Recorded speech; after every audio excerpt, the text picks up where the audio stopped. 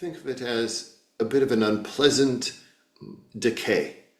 It is one that is going to be very pungent on the nose to stay away from. This then puts out a barrier, a scent barrier, to warn off other animals that it is not appropriate to approach because what is there isn't worth the effort for consumption.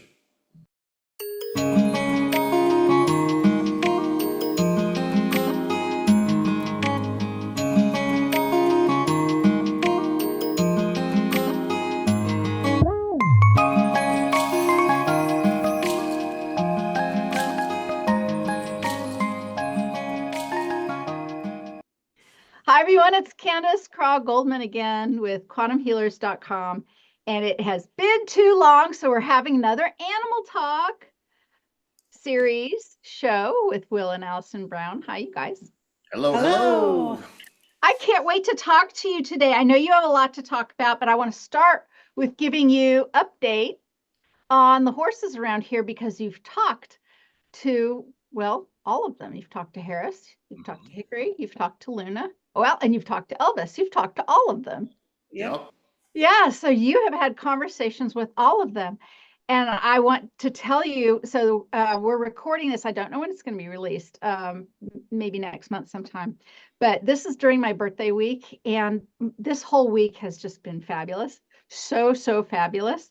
The day before my birthday, I took the boy horses both out to just the local arena that the church has that opens up on Tuesdays, and you can just take horses there and ride around, get them used to being out in public and being around other horses and things like that. Now Hickory's very used to that. You know, he's a cowboy horse. He's been doing all that, and I've taken him out a few times. But Harris, the last time I took out Harris was before COVID. It's been a long time. And then he had a bout of laminitis. And anyway, we haven't taken Harris out anywhere. And I haven't taken them out together in public, except for just in the trailer around a little bit around the farm. But I've tied them up together. I've led them together. I've done some things like that, you know, to remind our viewers, they kind of had a rocky relationship to begin with. There was lots and lots of squealing, and I still don't pasture them together. However, we're working our way towards that. And what I have done and had been doing is also ponying Harris while riding Hickory. So that means I'm riding my big Hickory horse. Well, he's not even that much bigger than Harris, and holding Harris by the rope. And they were fantastic. As a matter of fact, Harris was even by degrees more completely obedient and responsive even than Hickory, who was like, well, who's that dude back there? You know, he was doing a little of that, but he was still very good. So everything's been great. We went to the arena. I put saddles on both of them. I rode both of them, and it was just so fantastic. It was a little bit of a dream come true. I know that you guys were a part of that, talking to both of them. And so that's fantastic. And I've also had, you know, about my Lunabelle, who is, well, let's say she's opinionated. My Lunabelle's opinionated. And I got a fly mask on her at a few weeks ago. She refused to let a fly mask in her, you know, within 6 feet of her last year. The flies were just eating her face alive. And she's so smart. She's so smart that when she even sees me hold a fly spray bottle, and I just have cedar oil, I don't use any of the chemicals, I just use essential oils. I mean, she comes running. She knows what it is. And she's so cute. She'll come up and she'll go, and she'll put her leg like that near me, like, give me some of that. She knows what it means. It means it will give her some relief for some flies. But for some reason, not her face. And she didn't want a fly mask. Well, this year I've been doing more haltering of her just to have a better relationship with her, more regular. And one day I'm like, you know, I just think, you just look at your eyes. They're dripping. Look at all of these flies on you. You just got to have this fly mask. And she was like, but I got it on her, and she hasn't tried to take it off. And her whole attitude has changed a little bit. And I mean, for the better. I think she actually has a condition, a little bit of a neuralgia condition. I don't know if we talked about that at all. My vet thinks she might have It's a facial nerve thing. It has to do with eyes. It has to do, sometimes her head will do this. And sometimes she's very sensitive to light. And the vet even, and I don't know, maybe 3 years ago, maybe 4 even, said, she might really benefit from a fly mask or being in a dark stall. I said, she just hates the fly mask. She's just been horrible about it. Now, see, I'm the person who puts it on in the morning and takes it off in the evening. But with her, I'm like, you're just going to have it on because I'm not playing that game. I'm just not doing it. And you know what? She's been fine. And she's been an absolute doll. Oh, good. She's been great. So all of them have been doing great. The only thing that we got to fix now is Luna's way too overweight. I mean, almost dangerously so. I'm having to cut back even more on some of her hay and try to get her more exercise. But you know what? You know what works with that? Taking the boys anywhere. She runs around like a nutty gal while we go do that. So it's like all three get exercise at the same time, and I don't even have to be around Luna. Awesome.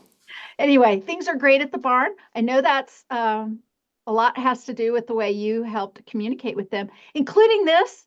I can't remember last time I scooped poop out of Hickory's stall. Oh, awesome. Good. Remember that? We actually said, Hickory, if you could just please not poop in there, we'd have more time for fun. And he was like, I'll try. I'll Right. try to remember. And he's been great. Awesome. And those flies, can you imagine? I mean, when the horse flies come around us, one Yeah. of them on the boat or something, it's awful. Can you imagine having them all around you all the time? Horseflies are terrible too. And actually, I had a small moment with Hickory a couple of weeks ago. There's this thing I will do with a horsefly. If they land on my horse, I'll talk to them. I'll be like, you got about 2 more chances. You have 2 more chances. You land. I'll give them a second warning. And I'm like, if you land on the horse again, and I can reach you, I just do that. Now I cut my hand a little, so I don't smash it to try to kill it at all. I sometimes they just hit the ground and scoot off. I mean, often I don't know what happens to them. I do talk to them. I say, you just can't do that.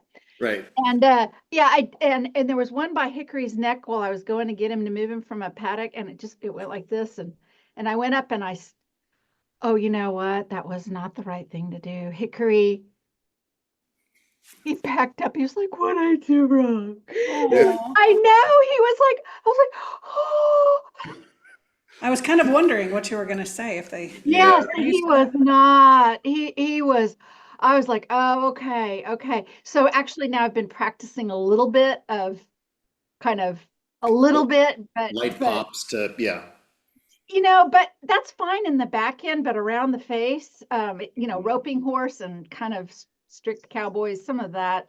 Anyway, I even went to bed feeling badly. I'm like, Oh, Oh, he got over it, but quickly, but oh yeah, we've been so good and he's been so sweet, and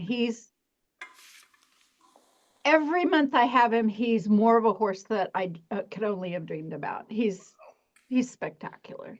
oh, amazing. So yeah, wonderful. great news there. So now you catch us up with other animals that you've been talking to or communicating with. So what's so fascinating is what we're finding. We're finding some themes in some of our client sessions and our channelings, in that we know that humanity is evolving. Mother Earth is also evolving. And in order for Mother Earth to assist humanity in this collaborative effort, Mother Earth is opening a lot of portals and vortices throughout the world. And we know this, right? And we also know your clients, all of the BQH practitioners and people like that probably are having clients, or maybe they themselves are feeling these calls to go to different cities or places around the globe. They just need to go there, right? They don't know why they have to move. And a lot of times it has to do with them being in that area to open these vortices. Well, animals are helping with this. And I wanted to share a couple of sessions that have happened over, gosh, I don't know, the past 8 years or, 8 months or so. Didn't know we were doing it quite that long, but I guess we have. Almost. Maybe somewhere back in the recesses of the consciousness you began 8 years ago. I buy that, every bit of it. The Freudian slip there, right? Okay, so here, I want to start with some of the things that people may have seen in the news. Animals marching in circles in odd places, right? You asked about that? How Cool. So somewhere in Europe, I remember there were like sheep or something that were just marching in a circle. Then in the Florida Keys a few months ago, pinfish were swimming in circles, sawfish were beaching themselves, and other oddities. And to the point where there was grant money thrown at these researchers in Key West, Florida, to research why these animals were doing these things. But it has to do with them identifying these vortices. They're identifying the energies. And so even though sometimes when they beach themselves, that doesn't look good and it looks sad to us because they're dying, but they are going into the etheric at that point, obviously, their consciousness, and helping from that realm, and they understand what they're doing. So there is a positive to all of that, but they are identifying. And have you ever noticed mushrooms growing in a fairy circle? Do you know that it happens? And we have a lot of those circles. If we, uh-oh. Just zapped out for a second or two. Yes, and I don't know why. I'm plugged into the Ethernet, so I don't know what's going on, but It's the portal. yes, I was just saying we have those circles at our farm with certain greener grasses and with mushrooms in the woods. Yes. Yeah, well, the animals are identifying those energy portals also. But then we had a couple of interesting client sessions. One was with a cat in Egypt, and this cat actually happened to be a galactic being that came in as a literal pet. Of course, it's a cat. And it is unusual. I think it was Syrian. I think it was Syrian, of course. Yeah, that's unusual. I think we've only had 2 out of all of the pet sessions that we've done that actually an ET being had come in as an animal. But this animal died at only age 4, and of course, Mom was devastated. And at that point, she did not know it was an ET being or anything about the cat. So she had contracted us to have a session. This area of Egypt where she lives is going to require this energy from the mom and the animal on the other side. So those 2 are working in harmony to help with these vortices in that part of Egypt. The same thing happened in Montana with a friend of ours whose animal actually ran away and never came back, which was very unusual. Finally, after the search was exhausted and my baby, and we assumed that he had transitioned. He had, and she felt comfortable having a session. So we talked to this dog. Come to find out, same thing in Montana. And that's going to be, we just channeled because this client happened to ask for follow-up about this to the collective last night when we channeled. And so we found out that it's going to happen month after next, where these energy vortices are actually going to be noticeable by the people in that area. They're going to know something's happening. And so this, again, the human client and the dog from the other side are helping with that to help humanity evolve. And so she was told last night when she asked for this update that she would be shown and she would recognize how to sense where those vortices are and where she was needed, that the hair on her arms would stand up and stuff like that. I mean, it was wild. So that was interesting. So we had, let's see, another one, a dog in Albuquerque, same thing. The dog had transitioned early. He had to go fulfill this mission. It's the same thing with Mother Earth. Do you remember you did a session with my cat, Nikki, who would go in circles? And we talked, I think he approached something like that. I think it was about a vortice. It was, yeah, or a portal or something. He was stepping into some places and tracing them in, Isn't that wild? And then on another kind of a different note, we had a client this past week. The answers were coming back. I don't know. He said something about, I love to go outside in the back and run the perimeter and make sure everything's good and then come back in. Well, he had answered 3 different questions. And when we got done and we were debriefing with the client, she said, he doesn't even like to go out. Anyway, these 3 answers did not make sense. And I'm thinking to myself, you don't want to hear that that's not the correct answer. Right. Will's not, what's Will been? Right. Did the dial get adjusted incorrectly? So this is the same thing with a BQH session. We have to trust. We trust that everything. Yeah. So anyway, at any rate, I knew that there was probably an explanation, but I didn't know what the explanation was. So whenever I get into a situation where I'm curious, I call in Archangel Ezekiel, who he was introduced to me to help with some pet sessions whenever we have difficulty. So I asked him about it, and he said that this particular dog was operating in multiple dimensions at the same time.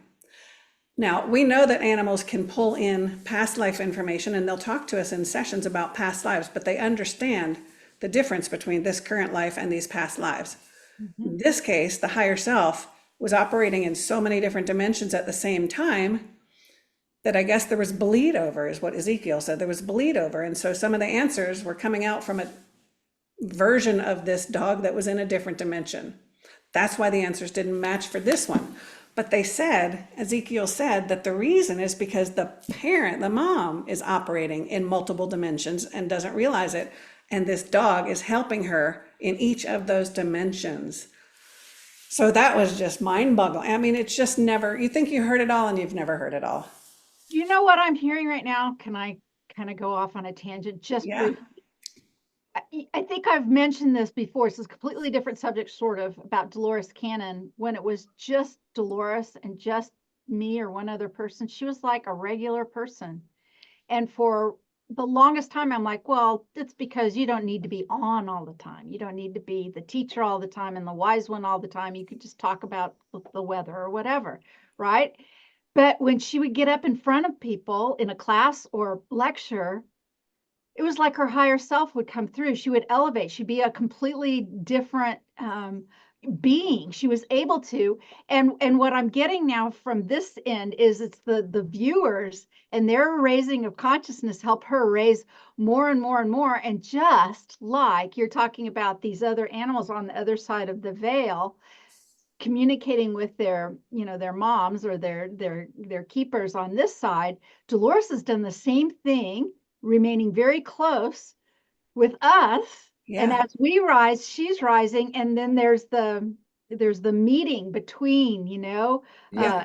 right where the two come together. And that's just fantastic. Which reminds me, I'm sorry, I didn't mean to interrupt you. Oh, I'm all done. And I interrupted you. But that reminds me of another thing Ezekiel said. I asked if there was anything else he wanted to share with humanity. He said that because humanity's consciousness level, our vibration is rising, we're rising up to where the animals already are, right? They already exist in a higher vibration than we do. So we're rising and they're recognizing this. And so therefore you're going to have more encounters with wild animals, for example, that might come into your purview. And he said, of course, be careful. Doesn't mean, they're still an animal. You can't just go up and pet a bear. I don't know. Talk to the people at Yellowstone. They going up and have you seen that? I want to go pet that bison. Or there's. But that may be why we're having more of these interactions, or why they're coming closer. We can get into the degradation of their habitat. That's a whole nother story. But when you're out in the woods and animals start to come around, Ezekiel said, you don't have to go right up to them, but talk to them. They know what you're saying. Have conversation just like this with them. And that's helping to bridge this gap between the animals and the humans. It's fascinating. Fantastic. And how interesting is that?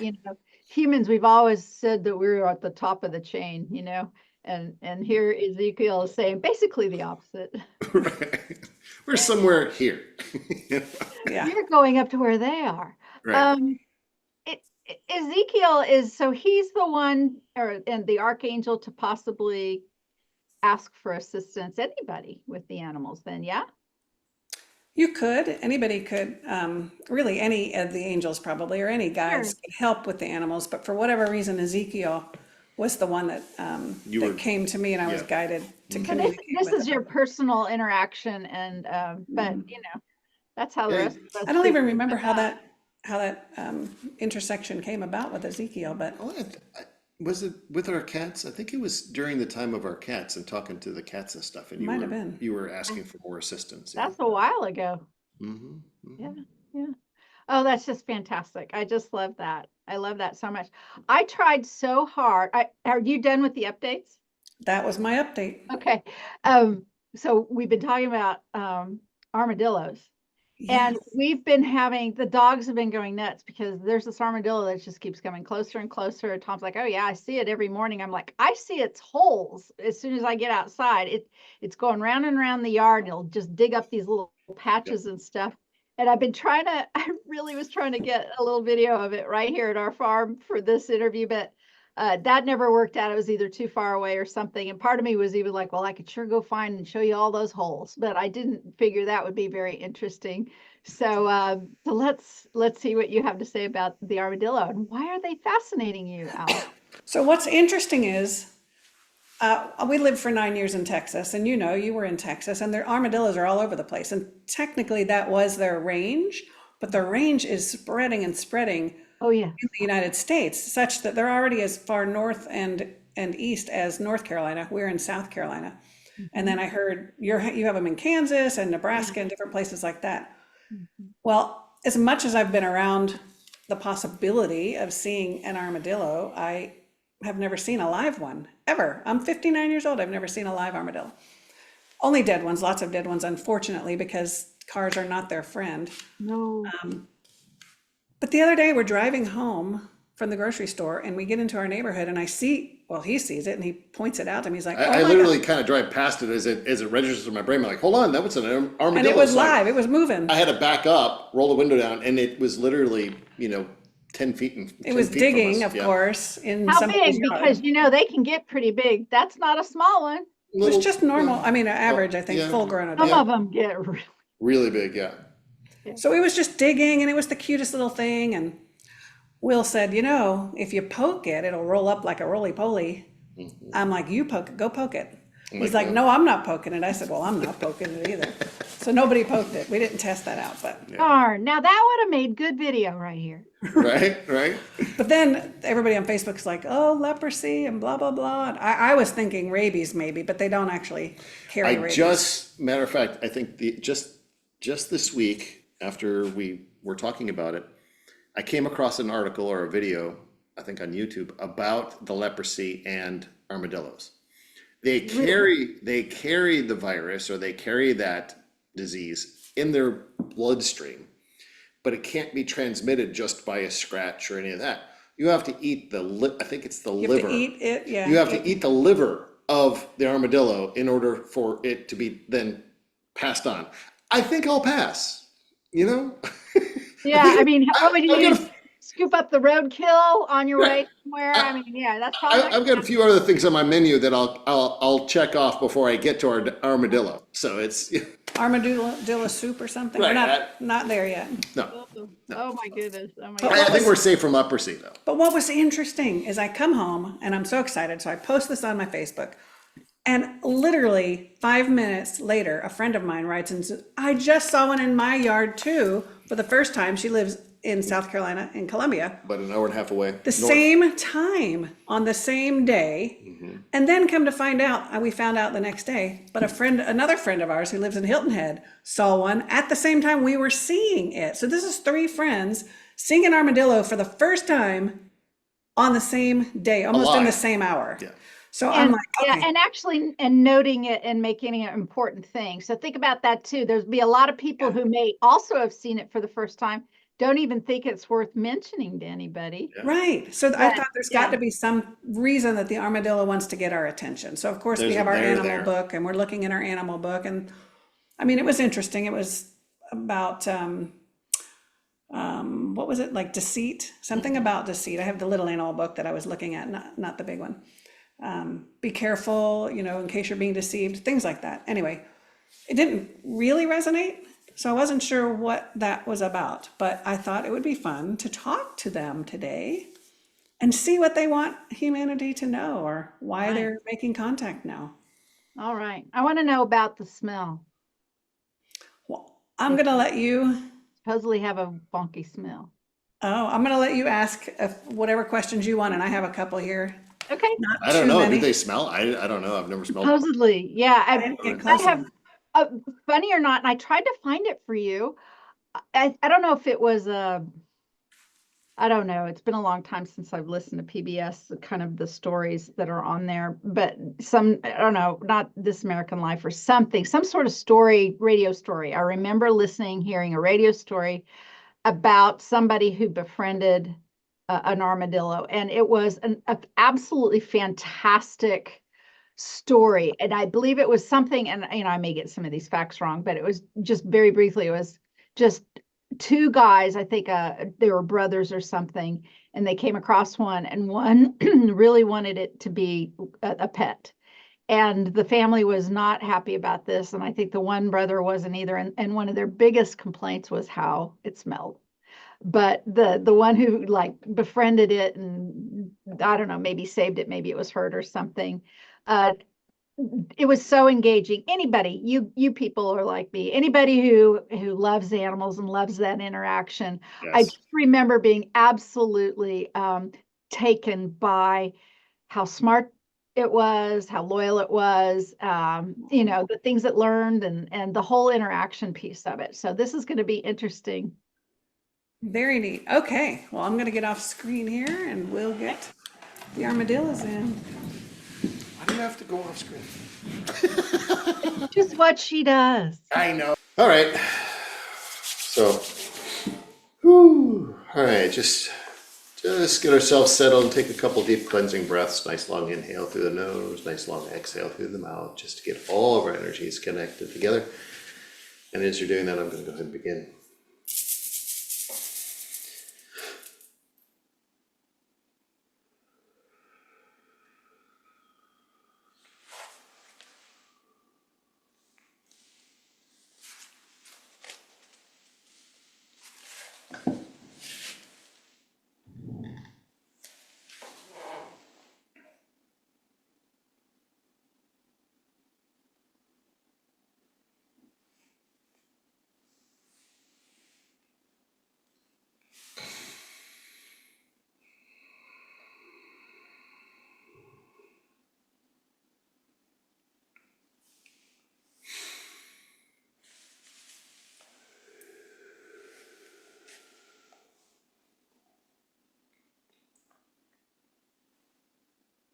The Armadillo Collective is present. Beautiful. Thank you so much for your presence today. I'm curious about your relationship with humans. Some humans have associated with you with digging in their yard and being a nuisance, or perhaps a disease called leprosy, and they can be a bit afraid or annoyed by the armadillos. What would you like to say about that?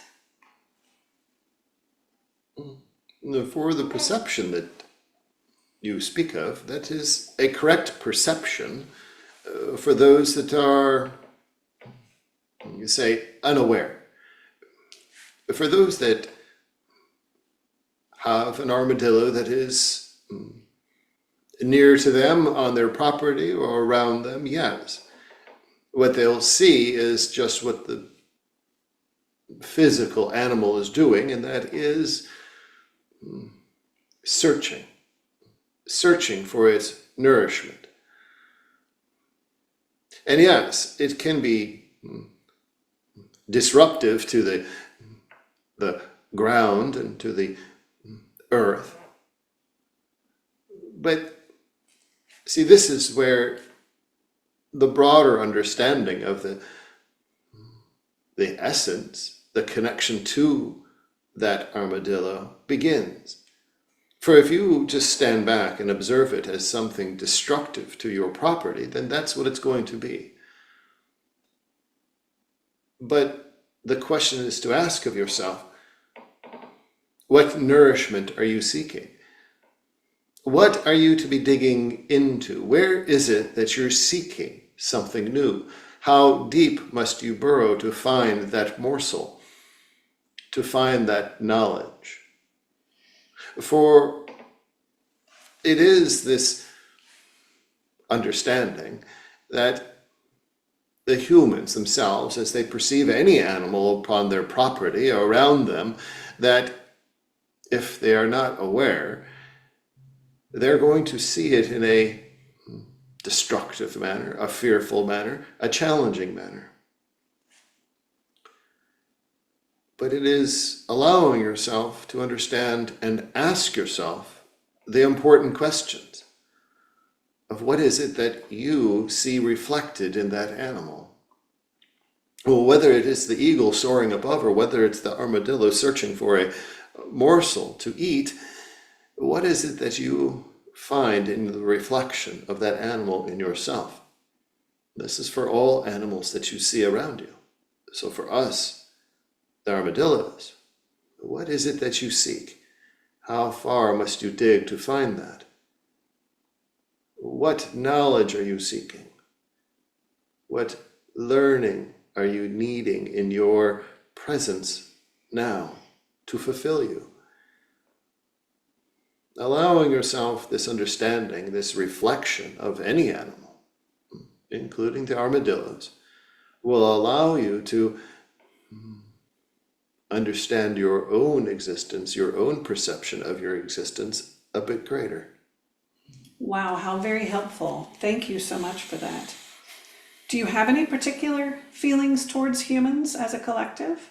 For we are, from the physical, it is to understand that we are just as curious and fearful of the humans as you are of us. For we understand that we are quite vulnerable. We may seem to have a very tough outer shell, but we're quite delicate. We don't tend well to injury. So yes, in your human version of us, you do see more of us that have been transitioned than you do see of those alive and around you, because we are quite delicate on the inside. Now, as far as the collective, it is to understand our energy itself is one that is tied and connected to many of the nocturnal animals, the foragers, the ones that are seeking. Now, the reason you do not see many of us during the daytime is because that is not our normal period of time to search, to seek, to dig. The possums, the raccoons, the armadillos, we all enjoy the evening when it's the quietest. This is also a reflection. So it is to understand this greater collective of energy of the armadillos, but to embrace all of the nocturnal animals. It is that reflection of understanding the quietness that is required to seek the most.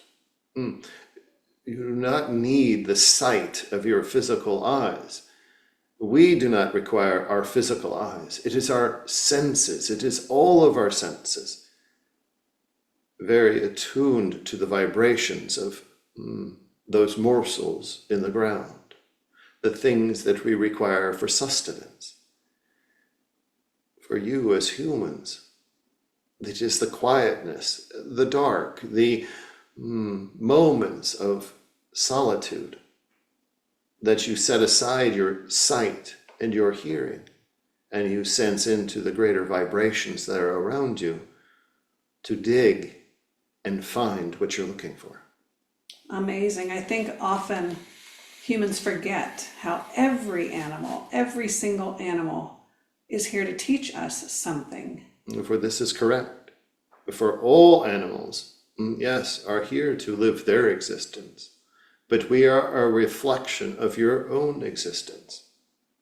And when you begin to see that reflection in any animal, you understand where it is that you need to grow or expand or learn or seek.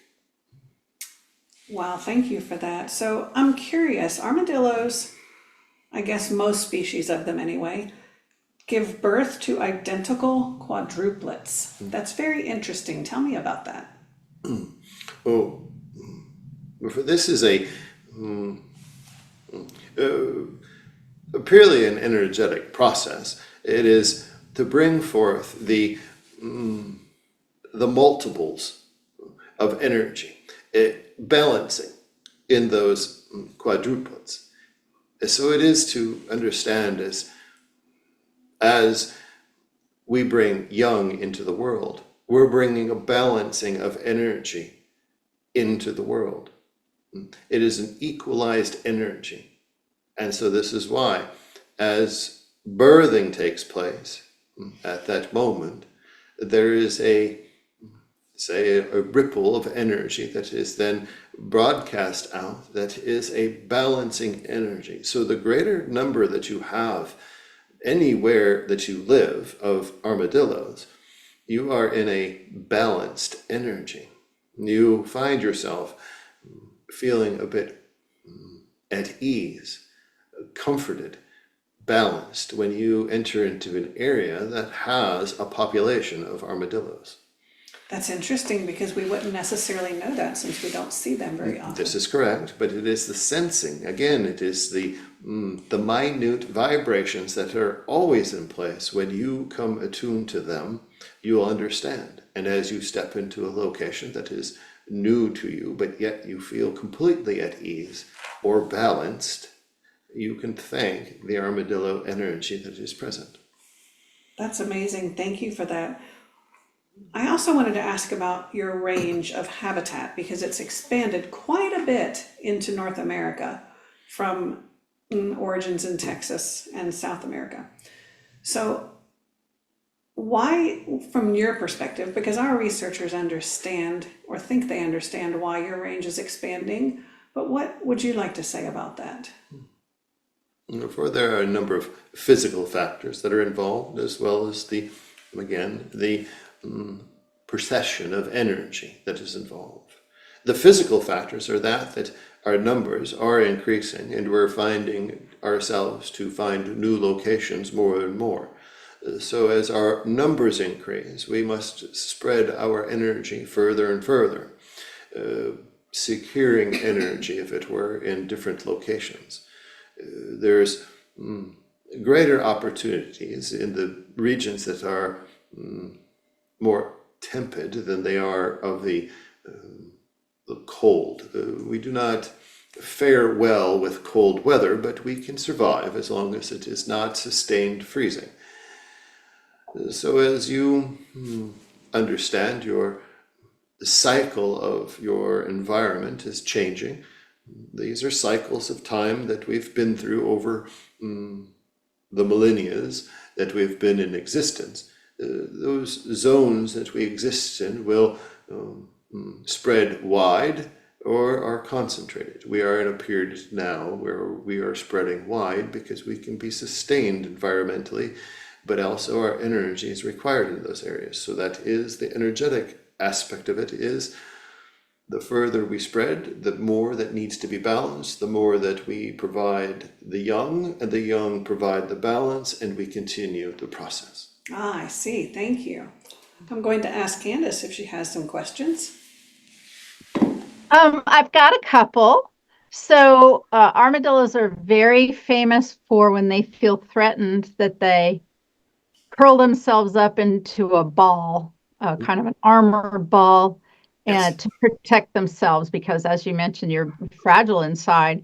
So is that a particular, I mean, would you speak to that, and or is that a particular message to humans at all, that part, if and when we see you do that? Yes, you describe it perfectly. It is a protective mechanism to protect our fragile life force. So from the understanding of what humans can understand of that is, it is understanding how strong you are on the outside with your energy and all that you've brought forward into this world, but yet understanding how fragile your human existence is. And so as you find yourself in those moments of feeling threatened, or those moments that you feel uneasy, or there is a predator, or there is some other aspect of your existence that you are uncomfortable with, it isn't that you physically will bring yourself into this protective ball, but you allow your energy to cascade around you and protect you from that. Just as we use our outer armor to roll around us and protect the delicate physical pieces, you too can do this with your energy, is to let it wrap around you so that it protects the fragile human that is inside. Thank you for that. I understand that there's been some instances of armadillos becoming very friendly with humans insofar that they even kind of live together or cohabitate, or some humans have brought them into the house. It's still pretty rare. I wonder just if you have any comment on that. For, yes, it being rare, but there you have to understand the balance that is between the humans that have taken on that coexistence. This is an agreement of sorts that is to bring in all life, no matter what it is. It is to bring in all life and build a relationship with it. Understanding it, yes, from the physical sense, but getting to know the pure energy that it holds, the love that is present throughout. For it doesn't matter the animal that you coexist with. Once you are coexisting with any animal, you begin to sense the pure divine love that emanates from that particular animal, from the smallest to the largest. So with this, as armadillos being pets, for it isn't that all armadillos are going to become pets, but for those that have the connectedness, they will draw near to you. You will not have to do anything, but just allow yourself to be present with them. And if it is your agreement to be in coexistence that close, they will settle next to you, and you will gain even more insight on our presence here upon the planet. That really matches with a couple of stories that I have been familiar with in the past, where the whole thing, the whole point of at least a couple of these stories is that a special bond happened between an armadillo and a human, and some of the other humans around just couldn't understand This is correct. how this bond was possible or what was going on. This is correct, and it is also to understand as you begin to witness those individuals that are taking in different animals, whether it is an animal that may be injured or one that happens to step up upon your dwelling. They're there for a reason. They have called you out to connect with. So allow yourself to gently ease into this connectedness, ease into this relationship. For think of it as you receiving a new dog or a new cat, a new horse. For you're bringing them into your existence, but you have to ease into their existence. This is just the same. They're approaching you, and now you have to ease into their existence because they want to be in communion with you. They want to be in your presence because they understand they have teaching to provide to you. Thank you. I only have one more question, and it's kind of a biology question, I guess. I understand that armadillos have a unique scent associated with them, and I don't really understand why or what that might smell like or anything like that. But what would you have humans to know about the special scent of an armadillo? For this is this particular scent is understand it as a bit of a biological reflex. It is only present when there are other perceived energies, humans, other bigger animals, those that couldn't be perceived as a threat. that are not seen, but sensed. And when that sensation is present in the body begins to emit an odor. This odor is, think of it as a bit of an unpleasant decay. It is one that is going to be very pungent on the nose to stay away from. This then puts out a barrier, a scent barrier, to warn off other animals that it is not appropriate to approach because what is there isn't worth the effort for consumption. Wow. This has been a fantastic Thank you so conversation. much. And you have provided us a lot of food for thought, a lot of beautiful nuggets for us to contemplate, and we appreciate that. Before we close, though, is there anything else that you think humanity needs to be aware of from your perspective? For it is for humanity to understand the relationship with all animals, all insects, all living things, including other humans. For the relationship that all have with each other is purposeful. We understand our role, we understand the role of other animals around us, but we also understand that our paths can cross. We can both be on the same path, and your desire is different than mine, my food source is different than yours, and we can all coexist. We all understand the signals of when there is tension and when there is uncomfortableness, and we then take our role and we go somewhere else. We turn and we go onto another path.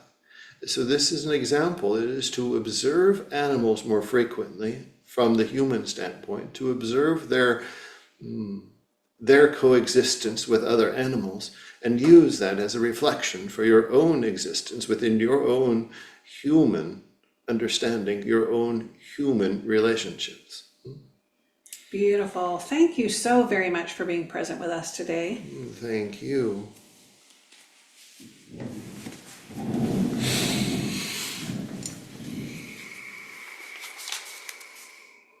Welcome back. Hello.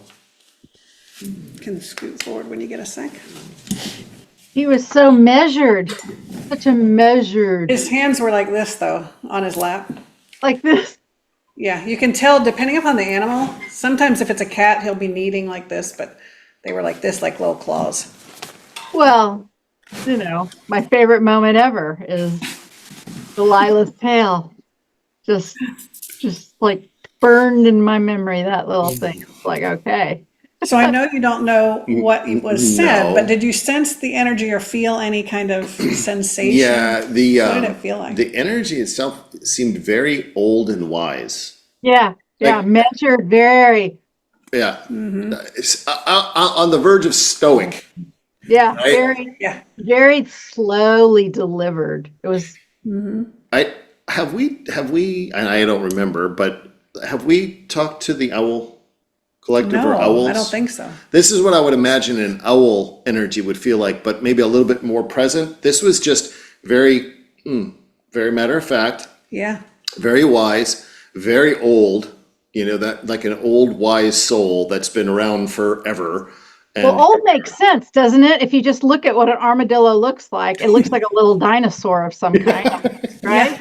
yeah. So Wow, Well, they were very wise. wow. Well, So many yeah, good nuggets. so, you know, my takeaway is the searching, searching in the quiet for the things that's sort of the searching for what you need to nurture you, you know? Yeah. What nourishment are you looking for, and how far do you have to dig to Yeah. find it? Yeah. But even greater than that, and in all the animal sessions we've done, I haven't really thought about it like this, but what's the reflection? So not just what does the animal mean, get out your book, but what is it reflecting back to you in that moment? So that could What be do you different for need? everybody. What do Yeah. you need to nourish you? That was one of my favorite parts of this whole channeling too. It was great.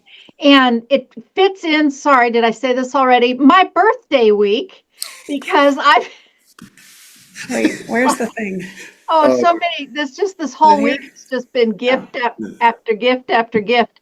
And that Oh, yeah. fits right in too, because right as this week has started, these holes are showing up. And I'm telling Tom that I'm like, we're doing that here pretty quick. And I just find it interesting that the armadillo has become so present as we led up to today's We channeling. I wanted to do something You here have to for do, your, it's on, how do I select it? you don't, you Right, just. reaction right here, right? Yeah, it's already on. I know, but which one? You don't pick them. I know. Yes, you do. No, here, I don't know. There's a way to pick. We're Oh, there we go. learning Here we go. as There we we're. go, there we go. Yeah. That's what I wanted to do. Oh, that's a Zoom thing. Happy birthday. Oh, thank you Woohoo! We're celebrating for you, Yeah. with you. so much. It's so fantastic. Yeah, I was going into a QC session. This is the day before my birthday, the day of the open arena. I had just enough time to sit down and sort of collect my thoughts, not enough time to start anything. It's that 15 minutes. It's like, it just makes no sense to do anything except for just how about just take 15 minutes and not do Yeah. anything, right? And I just collected my thoughts. And because I'm thinking so much about the conference coming up, the Mandela Effect Conference, let me go ahead and plug that. The 4th Annual International Mandela Effect Conference in Nashville, Tennessee, this November 7th. I've asked to be a speaker. It's not up yet. Maybe by the time this airs, but the website doesn't reflect it yet. But Cynthia Sue Larson, one of the board members, she has this tagline. And the tagline is, "How good can it get?" And it reminds me a lot of when I talk to BQH practitioners. I always say, we think miracles are rare, but they're really not. You think, well, this miracle happened, like I talk about with my parents a lot. Well, the one happened with my dad. How could I have a second with my mother? What are the odds? And I did. How good can it get? How good can it get? And I was doing quite a bit of that. How good can it get during that 15 minutes? And I was thinking of all the things. My life is so good right now. It's so good. Dad's doing great. Everything's going well. But like Cynthia Sue said, it can always get better, right? Well, how good can it get? And I'm thinking, well, I could really use still a little more help with. Don't even have that many, but somebody who's flexible, And I'm thinking, well, I'll update an ad or something like that, here pretty soon. And I'm going to go to the open arena tonight, and I think I'm going to take both horses, and we'll see how that goes. And before I was even done with that 15 minutes, I got a phone call from a gal who's like, "I saw a really old ad on Facebook. Did you ever find anyone for your dad?" And I'm like, "Well, yes, but we're looking kind of for this, a little flexible, a little fill in, a week in, day or two. Does that?" She's like, "Oh my gosh, I'm new to college. I'm doing cheerleading. I only have a few hours. That would be absolutely perfect." I met her on my birthday. She was perfect. It was all so completely perfect. And then I went into this QC session that by the end of it, the first thing I did, and I'm already happy, right? I'm already happy as I'm going in to this session, and I clicked onto the Zoom, and she clicks on, and I look at her, and I say something. I don't normally say stuff like this, but she's just smiling, and I'm like, "Oh my gosh, hi, so nice to meet you. You're so pretty." I mean, I don't, but it's more than that. It was like, it was one of those instant friends, Joy. instant friends thing. She was so connected and so psychic anyway. And when I have some of those people, there's always a part of me in the back of my head going, "Why are you doing this? You don't need me at all." But it turns out she was asking like how to up level some of her stuff. Mhm. And the thing that she'd been asking for was to have the information and the site without closing her eyes, Mm. which is exactly what QC is. Right. And she was just blown away. Everything changed for her on a dime. And it was from great to beyond great and wonderful. And then she gave me permission to use parts for to show the people. Awesome. I mean, the whole day just kept going. And I'm like, it's not even my birthday yet. And the whole next day was fantastic. And yesterday was fantastic. It was the day after. And I'm just like, well, we're just going to have to make a week of it. And that includes you guys and all of this today. Well, the portal energy helped for sure in manifesting all of that stuff too. Right, the Lionsgate, of course. Yes, yes. I'm looking forward to every Thursday. I'm like, and then something always comes up, but I do occasionally catch the recordings as I'm doing something else. So, I was tickled that you did one on that date. So, Well, it happened. It's always the second Thursday of Yep. every month, and it just happened to fall on Lionsgate, which was perfect. Yeah. which was 888. That's Yes. not just the 88, but it was 3 8s. Right. Yep. Yeah, absolutely fantastic. Well, this has been once again so marvelous, and I'm so happy we got together to do another Animal Talk episode. It's some of my favorite things to do. You know, I headed downstairs to do the recording, and the caregiver was like, "Good luck," and I'm like, "Oh, I don't need luck for this. These are my friends." It's just automatically wonderful. There's no pressure in any of this. This is clicking in, sharing Yeah. some wonderful conversations with some terrific high vibe people, and you guys are just the best. Thank you. Absolutely. Likewise. you. That was so much fun. It was fun. Okay, until next time, that's been another edition of our Animal Talk series. Who knows what kind of animal we're going to talk to next? Until then, if you are a quantum healer of any kind, energy healer, life coach, anybody who does Reiki, or if you're a naturopath or do a hypnotherapy, anything like that, you are welcome to join us at quantumhealers.com. Come on over. We're a guru-free community, free speech and all that. Nobody tells you what to do. How cool is that? Thanks, guys. See you next time. Bye. See ya.